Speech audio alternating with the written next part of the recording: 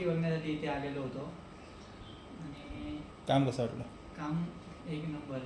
दर टायमाला मी पेटी इथे म्हणजे त्यांच्याकडची पेटी वाजवतोच. आमच्या भाऊजींची पेटी आहे अक्षय मोरे यांची, त्यांची भजनाला मी दरवेळी पेटी घेऊन जातो आणि अप्रतिम काम असं यांचं आहे.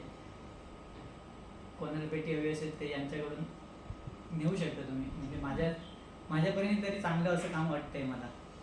थँक्यू.